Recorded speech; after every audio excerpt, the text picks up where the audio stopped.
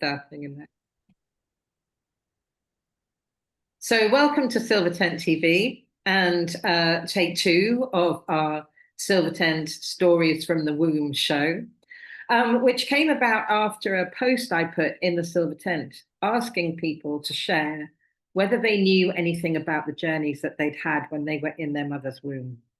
And the stories that came back were extraordinary. Almost everyone had a trauma event while they were in the womb. Very, very few said that they felt like their mother had had an easy time, that there was something really substantial going on. And I asked my mum about 20 years ago about this, and she told me how her experience when I was in the womb was extremely difficult for her.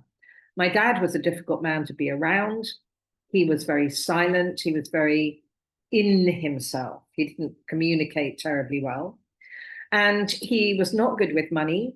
And he would often just pack his bag, disappear for a few days, and she wouldn't even know if he was coming home. At that time, often big burly bailiffs would turn up at the door, and she would have to fend them off, having no idea how she was going to pay, whether my dad was going to come back, and whether he was going to pay, even if he did. So her whole experience of the time that she was pregnant with me was filled with anxiety, absolutely filled with anxiety. And I could see that in my life. But it took me until I went on an ayahuasca trip about 10 years ago. I went to Peru. And I actually had an experience through ayahuasca of being in the womb. I asked ayahuasca very specifically to tell me why I was more of an observer of life than a participant. And what I saw was just quite extraordinary, was I had this, what seemed like a memory from being in the womb. I was about to be born feet first, so I was a breech birth baby. And I had this vision of me with my feet like that going, no, right. I'm not coming out. I've made a big mistake. Take me back. Of course, that didn't happen. But I could really feel and see how that experience of her anxiety and her lack of safety and security and her fear around being abandoned by my dad has influenced my entire life. And that's deeply shocking for me to realize that maybe there are millions of us who have no idea that our journey through the womb has impacted our life like that. So I would love to invite the next person who would love to share their story from the womb. And who would like to go next? Sue. When you were talking, Fran, I nearly thought I don't need to say my story because it's similar but different. Okay, I'm just going to get centered.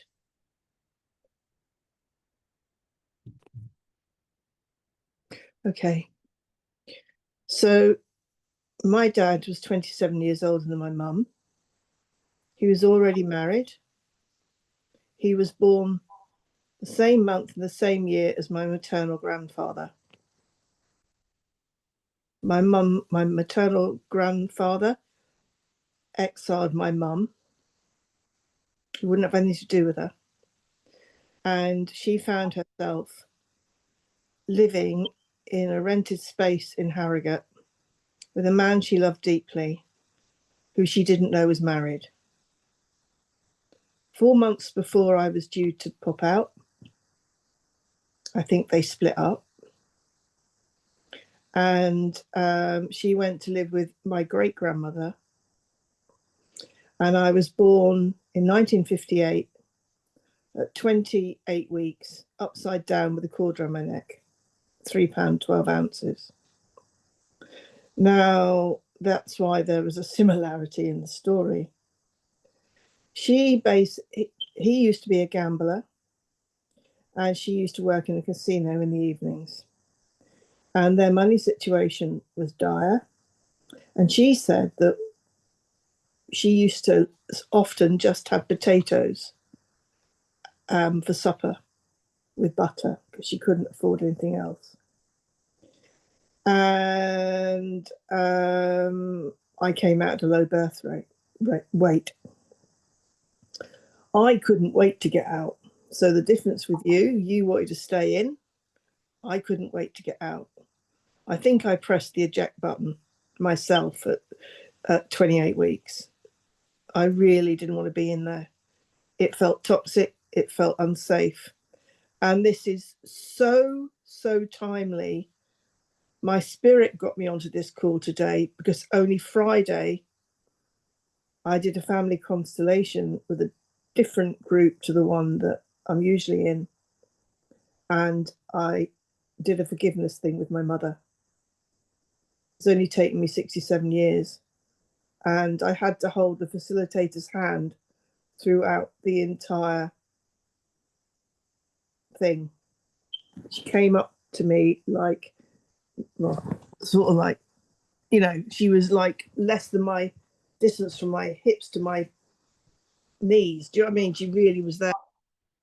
And I just shoved my chair backwards into the bookcase and hit my head on the bookcase. And then I was invited over time, over the thing, to actually say I forgave her, give, whatever the word is. And that's the hardest thing I think I've ever done. And I only did it on Friday. So the fact this popped up today is another one of those things. And the fact that Lucy, you introduced me to family constellations, is on the call is just more weird than I can encounter.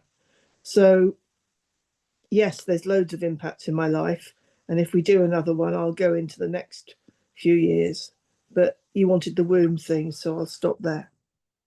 That's brilliant. Thank you so much for sharing that, Sue. And I really got like chills down my back when you were sharing that at the similarity. I can feel it now. Yeah, it's just really interesting. Like this definite sense of presence. And so thank you. Who would like to share next? Yeah, Sundy. Thank you. Well, don't know where to start. My mum had quite a number of pregnancies, and I was trying to work out how many. The first children she had were twins. Then she had a son that she managed to give birth to on my dad's birthday. He was the only boy. Then she had another girl where she was really quite poorly. And then she had a son who was born full term. He was dead on arrival. So he went full term and she felt him die inside of her. And then because it was 1959 or sometime, the doctor said to my dad, if you want to make your wife happy again, have another baby. So they decided to have me. Now, when I learned this story, my first thoughts when I was little were that if that baby had have lived, I perhaps wouldn't have been conceived. And then listening to what I've already listened and thinking about is that womb space was very well used, and also had somebody who had died in there. And my sense of being in my mum was that it was very much a planned pregnancy. It was very much done with love and also perhaps with an agenda to heal the family from the loss of this baby, because all my siblings were teenagers at this time. And so I get a sense that there was a huge amount of anxiety in my mum and also a lot of love. And I was coddled, I guess, really looked after in there.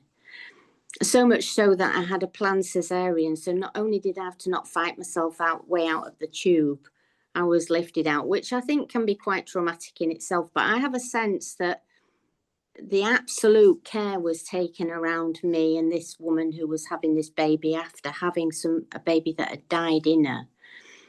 So my sense of being absolutely protected, nurtured, every whistle and bell that could be applied was. And yet my mum, I can imagine, was in huge anxiety about would it happen again. She was also living with a man who was very volatile, very passionate, loving, and also very volatile. And she was looking after. She had 4 of them, to count them, twins, a son and another daughter. She was living on a farm. So I'm working on that farm. So she wasn't kind of on a chaise longue relaxing. It's not my impression. And yet that sense of being really looked after and loved and wanted and cared for in there is really strong with me. I came out, I feel, in some ways that full of anxiety, yes, and at the same time huge expectations in other people taking care of me. And that's me. That's my story so far. Wow, thank you so much. And I wonder, about that, the anxiety and the love and what that feels like together. So yes, thank you so much for sharing, Sundy. Who would love to share next? Yeah, Lucy. Wow, already such amazing stories. Like you, Francesca, I heard how tales of my birth, which was I was born dead, strangled by the umbilical cord. I was blue. I think the homeopaths call it blue baby. And then the midwife. I was born at home in the 60s, and the midwife hung me upside down and smacked my bottom, which didn't work. So then she gave me the kiss of life, which clearly worked. So my first breath was given to me, was forced into me. And growing up, I never liked anything around my neck. But obviously later on in my life, I started to put two and two together, and I realized that was why. And then following years, I've done rebirthing. I've done rebirthing through EFT. I've done inner child therapy with a colleague. With I'm a past life regression therapist, and that's part of the what I do is inner child. We go back from this day right back through the current life to the womb to past lives, wherever the trauma that is causing the current life issue is. So what I've cobbled together from all of those experiences was that whilst I was in the womb, I was the last and fourth child of my mother. There was a big gap between me and my next sibling, 7 years. Was that my mother was very worried about how she was going to, and she was 40 when I was born, and my father was an alcoholic. She was very worried about how she was going to cope with yet another baby. And I had clear feelings during the inner EFT that I wasn't wanted. Not me personally, but me as a baby wasn't wanted. And I asked my mother about this, and true to her way, she freaked out. How could you say such awful things? Of course you were wanted, which was a bit tricky at the time, because I was like, well, I had that experience of feeling not wanted, and I understand why, but my mother's telling me I am very wanted. So there was this, am I right? Am I wrong? Did I get it right? What's going on here? And then with the inner child therapy, I went back to being in the womb, and I realized that, like I think everybody who's had trauma, we don't want to be born. We get to the point where I remember the womb engaging my head into the cervix, and I was fighting it. I was doing everything I could to not have my head engaged, because I knew that was, it was time to get on stage, and I didn't want to go, because I think as in my work as a regression therapist, as souls, we choose what we're being born into, and it all seems great on paper, but when it comes to the point to coming out, we're like, oh crap. And so the cord got tight around my neck, and as I was being pushed through the birth canal, it tightened to the point where my heart stopped. I was strangled.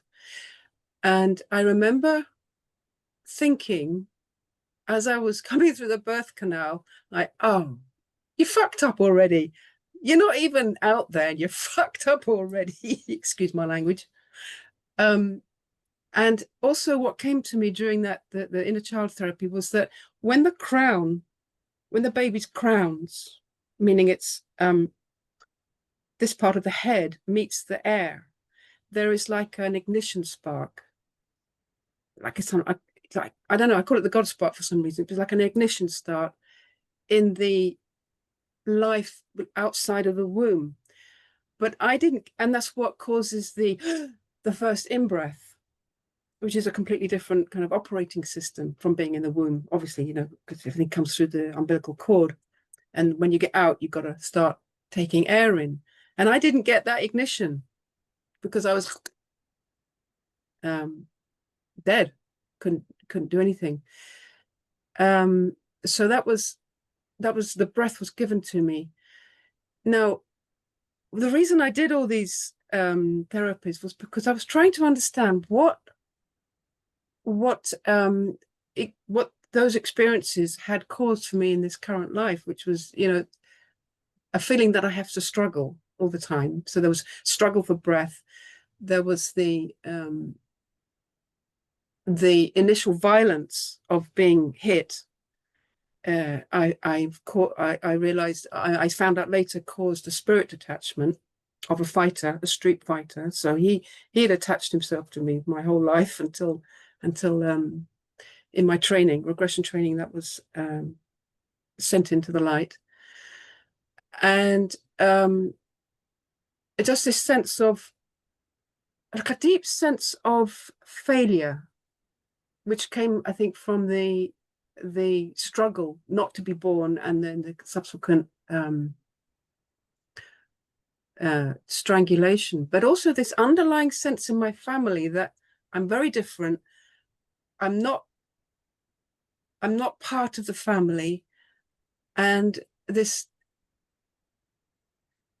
kind of dichotomy about what I felt inside, like this deep sense of rejection, but what was being shown to me.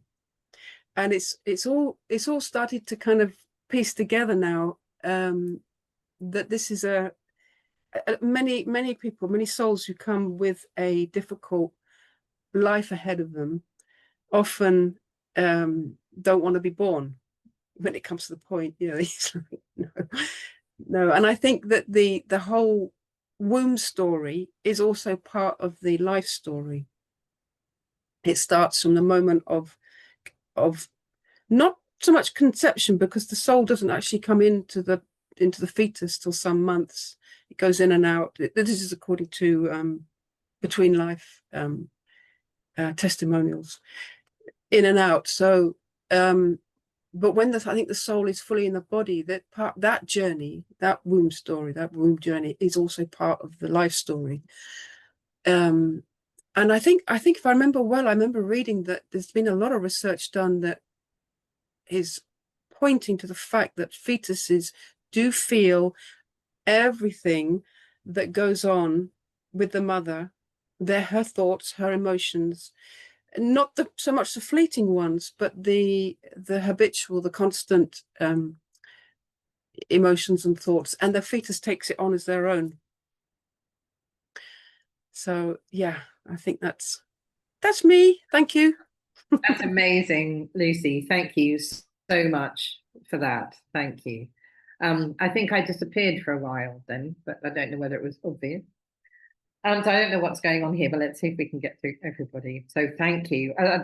I'm blown away by actually what's coming through and how much you're aware of the impact that it does have throughout our lives when we're no longer in the womb, that I had no concept of until recently. So thank you.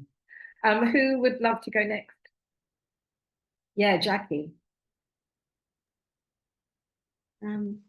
Listening to Lucy there, it brought up another aspect of my womb experience, because my maternal granddad died while I was in my mum's womb.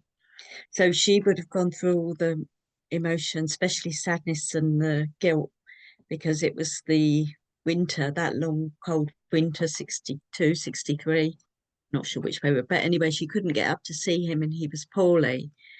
And he died in the March and I was born in the August. And they weren't expecting him to die because he was recovering from a heart attack. So there's shock in there as well, and the intense sadness. And I often wonder how much of that I absorbed as when I was in the womb. And like Sue, I had an eject button. I wanted to get out of there. And I'm quite claustrophobic now in life. And I wonder if it was an unpleasant experience for me. Around that time, would she have been 4 or 5 months pregnant with me? Part of me thinks, oh, he perhaps knew what was coming. He wanted to get off before I arrived. But I also feel quite a strong spiritual connection with him, even though I didn't meet him. Even now, I think, I wonder how we'd have got along, and I feel his presence, and I have done on and off nearly all my life. So that was quite an interesting thought for me. And also maybe that's why I was so interested in the soul midwifery work that I do, and why I'm drawn to taking funerals and in the death and dying, working in the death and dying industry. I wonder if it's all come from there.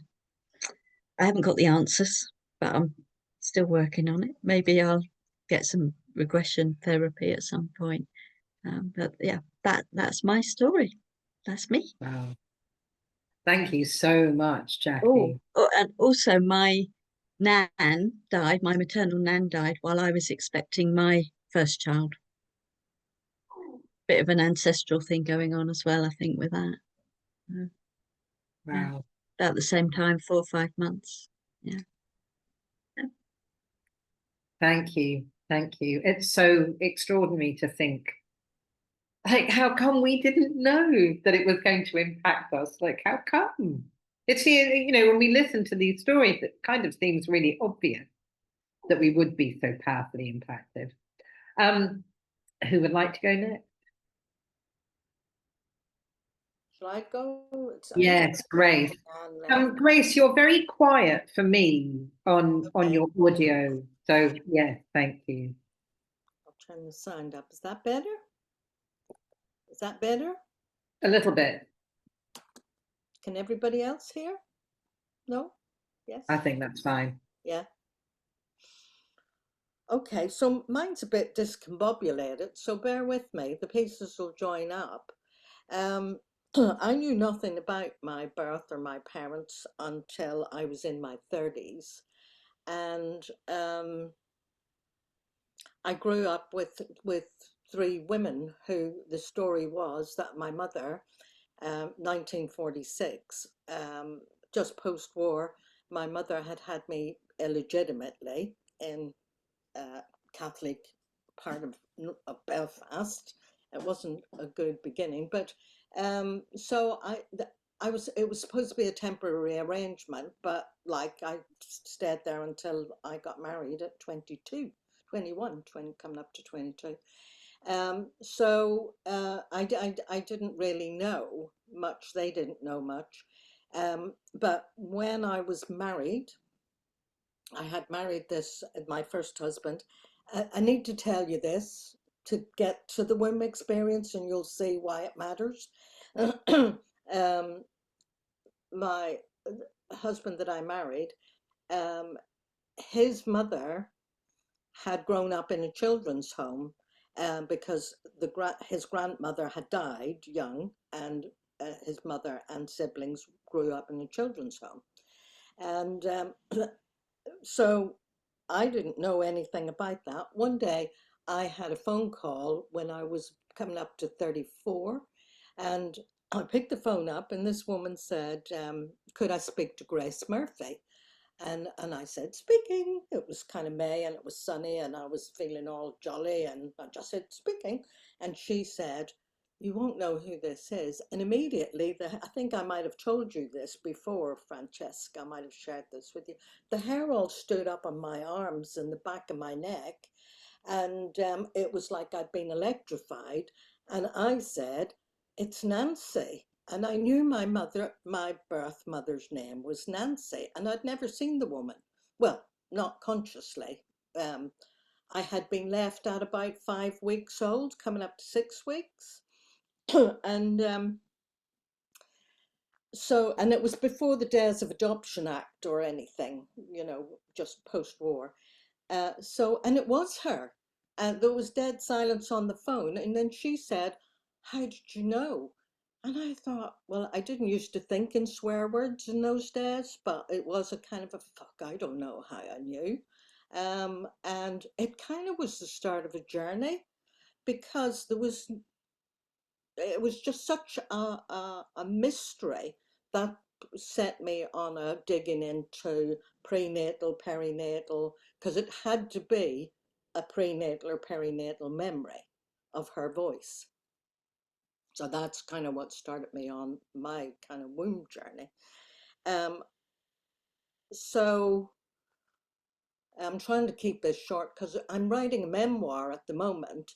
Her history, which is really relevant, her history was that her mother, my grandmother, died giving birth to twins when she was 29 years old. She already had 4 girls, and my mother was the youngest at the age of 2. Oh, Francesca, you've disappeared. What a shame. At the age of 2. And the 4 girls got put into Westport Industrial Home. And that's what happened in those days. They just got put in there, and they grew up their whole life in there. So my mother didn't have a family experience. She subsequently was a domestic servant in Dublin, and it seems from the story was absolutely seduced by my father, and she, not being used to anybody paying attention to her much, kind of went along with it, and I was the result. So, but it turned out my husband and myself had similar origins. So that had implications in my mind for my children, that coming down both sides. But the experience in the womb was it was a concealed pregnancy. So she had kept herself bound up tightly, and she moved from Dublin because she was afraid of going and being put into a Magdalene laundry. I'm sure you've all heard the Magdalene laundry stories. So she went to Belfast, where she thought, oh, well, it's a bit safer up in the north, I think she thought.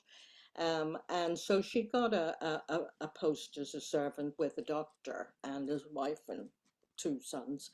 And so I was bound up tightly all through the pregnancy.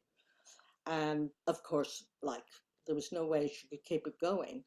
I suspected she probably did attempt some primitive ways of aborting or something, but she has never owned that. So of course, in the end, she had to say what was happening, and she went into a mother and baby home, and I think was treated quite badly in the mother and baby home, because like it was a great shaming and disgracing kind of a way that the women were treated. So, and then, I mean, she had no family to go to, because what had happened when her mother died, my grandfather, her father, actually married my grandmother's sister and started a whole new family. So, like, part of my memoir is about all that, you know, women are disposable and children are a bit inconvenient, and and the systems, the epigenetics of that.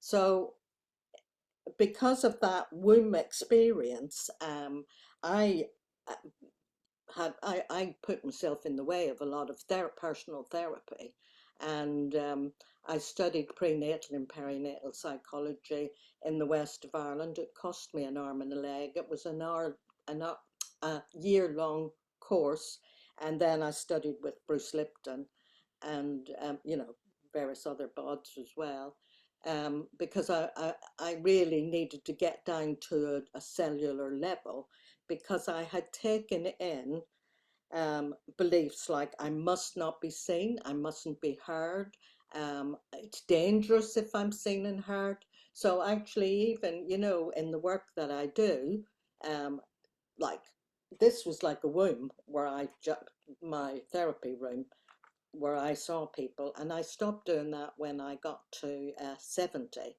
I created a group and I intentionally put myself out into the world, but I had to overcome I mustn't be seen, I must stay small, I'm dangerous actually was one of the beliefs I had to clear. I'm dangerous. And more recently, actually from a family systems point of view, getting down to an exile part of me, which was I'm not meant to be here. Now, actually, coming back to you, Francesca, I also did an ayahuasca, took part in an ayahuasca ceremony, and it was quite involved. But I actually met my mother, my birth mother, pre-life, where the two of us were together, and we made the contract that she was going to be my mother and I was going to be her daughter, but we would never live together. And actually that was quite a thing, because what it did was it kind of cleared any sense of feeling like I'm a victim, or that she was a villain, or look what she did to me, or any of that just got completely cleared. And but also in a wider sense, I was able to say none of us are victims actually. Whatever happens, and I see Lucy nodding her head there, because it is a case of we come in knowing what we're coming into. But I hope you don't mind me flagging this up. This is quite a recent book, The Prenatal Shadow, and this woman, Sheriona Menza Sills, she owns the Karuna Institute, and she wrote Spirit into Form as well. It's they're very well written, and she's goes to a cellular level. Healing the traumas experienced before and at birth. It's an excellent for anybody who wants to go into it a bit more. So, but that's basically the bare bones. But the matrix, anybody who hasn't been to one of Lucy's or done any constellations work, I would recommend that you do it, because it is in the family field, and the patterns come down the generations. Because I put myself in the way of marrying a man who was in the pub nearly every bloody night, and I was abandoned nightly, and it just, I lived it out. But also what I would say as well, more recently, recognizing that womb experience. My mother was in Northern Ireland then when she was having me, and the situation in Northern Ireland, as you probably all know, it was very much if you were a Catholic, that was very discriminating, and it wasn't an easy ride, and especially if you were a woman and you were pregnant and you had no husband, it's a bad deal. So anyway, I could get into another story, but I actually embodied living in a coercive situation, and that was part of the pattern that I finished up in a very coercively controlling relationship, and that was connected to that pre-birth thing as well. So I'll stop there so as I don't take up too much airtime, because that's part of my patterning. Don't take up too much airtime. So. Wow. So there. Grace, thank you so much for sharing that. Mm. Thank you so much. Wow. So let's move over to Diane. Yeah, hi. Yeah, it's quite a lot to take on board from everybody, isn't it? So, yeah. So for myself, I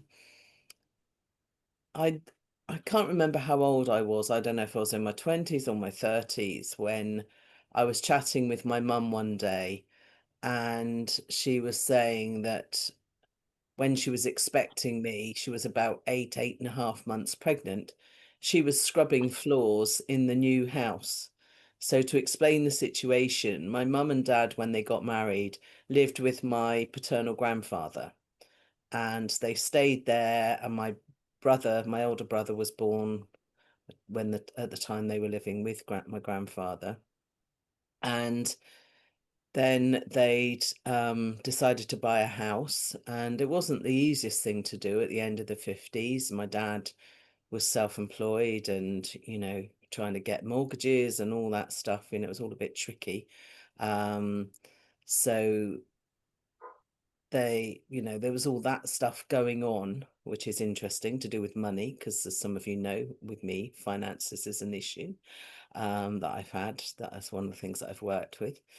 So, but also they had a stressful situation, or my mum did, because my mum found my grandfather, or her father-in-law, quite tricky to be around. And I've since learned a lot more about him. Although I used to see him every week, I never really knew my grandfather. We never talked. But anyway, so yeah, so in the womb, and when my mum told me about it, I immediately had an image of her scrubbing floors and her big tummy almost sort of touching the ground, as she was doing all this and working really hard, because my mum she always was a hard worker. And, trying to get this house all up together, as they did. And then when you mentioned this in your post in the tent, Francesca, I had that image again. And since then, I've been thinking, I wonder if that was the first time I astral projected, because, it's something that I do and I have done for years. I've had a number of experiences of astral projection. And so it was, yeah, just interesting. And I think it might have been. And I'd never really connected the two up until recently with that. So yeah, maybe it was just all part of my learning how to do stuff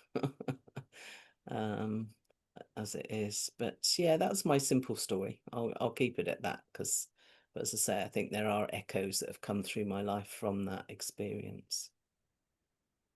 Thank you so much, Diane. It's such a vivid image of your mum, isn't it? I can see it like really, really clearly about putting in that hard work when you're so pregnant, how difficult that is. Yeah. That sense of her nesting, actually, I really got. Yeah.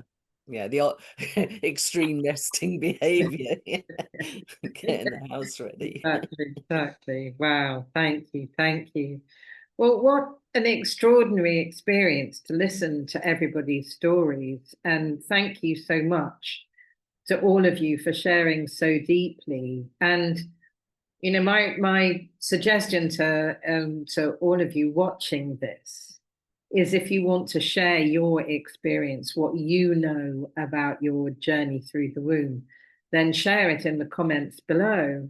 And, I'm getting to sense more and more how incredibly important this subject matter is.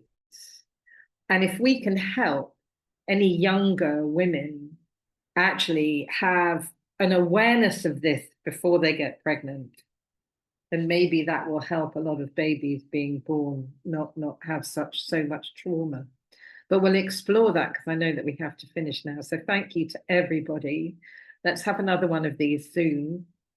And yeah, and to everybody watching, let us know what you think. Please share this as widely as you can, because I think this must be one of the most important conversations right now.